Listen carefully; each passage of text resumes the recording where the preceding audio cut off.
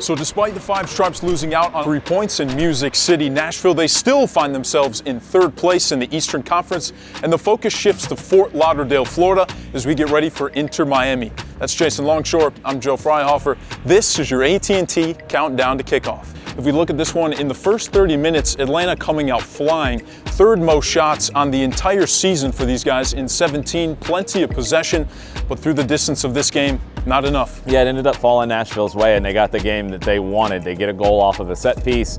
They get to put numbers behind the ball and then play on the counter. And we know how good Hany Mukhtar, the reigning MVP in this league, is on the counter. Love the fight back from Atlanta United. They pull one back through Thiago Almada after the penalties earned by Mateus Rossetto. Had opportunities after that to get it to 2-2, but couldn't find that goal. Nashville punishes you the other way, and it finishes 3-1. El Mago's penalty finish freezes him, sends it off to the right, beautifully slotted. We went a little bit of Leo Messi with the penalty, reminiscent of Leo, but it's a great penalty. It's Willis leaning, and that made it 2-1. You have to give Rossetto a ton of credit because he earns the penalty. The cross is behind him a little bit. He gets his body in the right spot, draws the contact, and that puts Atlanta back into it, giving Almada the opportunity from the spot. Despite a difficult afternoon for that midfield, many different combinations that we've seen in that area of the field so far this season. Santiago Sosa, the Argentine, pairs up with Rossetto for this one, and he was a strong point. Yeah, Sosa was our man of the match on 92.9 The Game. I think we're seeing the Santiago Sosa that we've seen at his best in the previous 2 years with Atlanta United. And sometimes it just takes games, it takes rhythm, it takes getting an opportunity to build a connection with players around you. Sosa won the majority of his aerial duels, which is something we don't normally associate with him. Was great on the ball, especially with the long diagonal passes that open the field up.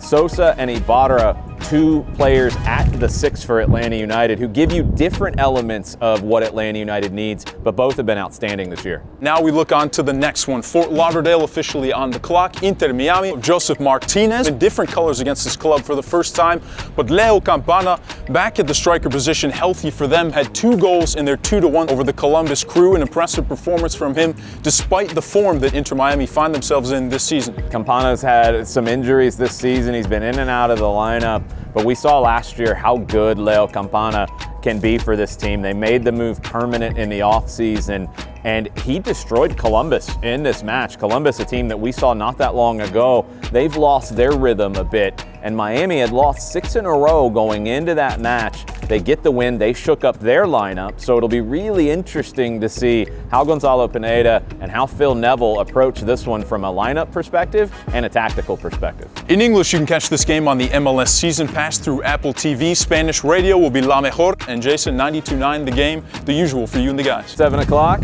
Five Stripes Countdown, 7:39 kickoff, full-time report to follow after the match. Mike Conti and I will be in Fort Lauderdale, hopefully yelling a lot about an Atlanta United performance. To Florida we go for the second stint of our double away stretch before we get ready to head back to Mercedes-Benz next week. That's Jason Longshore. I'm Joe Fryhofer. Inter Miami is on the clock.